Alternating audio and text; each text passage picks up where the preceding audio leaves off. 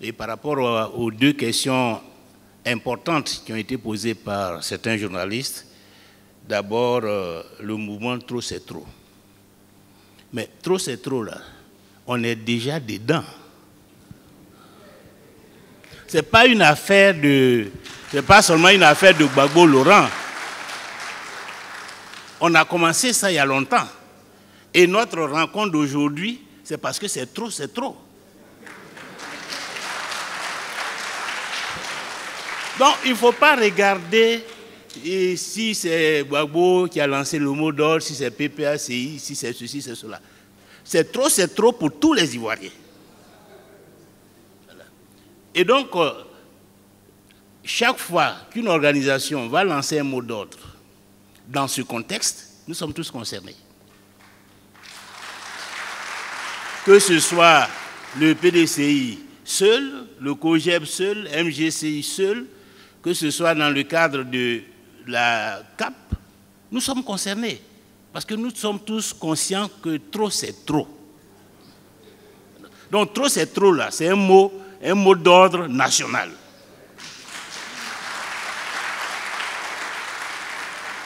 Et tout ce que nous entreprenons, nous le faisons parce que trop, c'est trop. Ça, c'est la première chose. Mais c'est une question qui rejoint aussi des préoccupations qui ont été émises en ce qui concerne Affairail.net et Nouvelle Alliance, qui pose la question: que ferez-vous si, que ferez-vous si, que ferez-vous si votre meeting est empêché, que ferez-vous si les autorités restent sourdes à vos revendications? Mais d'après vous, qu'est-ce qu'on va faire? Vous pensez que parce qu'un meeting est empêché, on va aller s'asseoir et puis on va au champ? Ou bien mais on résiste, on continue, on se bat. Donc, si une activité qui est légale est empêchée, nous allons nous donner les moyens pour insister. Nous allons utiliser tous les moyens légaux pour faire reculer la dictature. C'est un combat que nous engageons. Donc ne pensez pas qu'on va nous ouvrir la voie pour que nous fassions tout ce que nous avons envie de faire jusqu'à aller occuper le fauteuil présidentiel. Il y aura une résistance en face de nous. Et nous devons être prêts à combattre ces résistances au nom de la démocratie, au nom de la liberté. Donc, à partir du moment où la loi est avec nous, à partir du moment où nous savons que nous nous battons pour nos droits, nous devons être prêts à affronter toutes les résistances et à faire tomber toutes les barrières.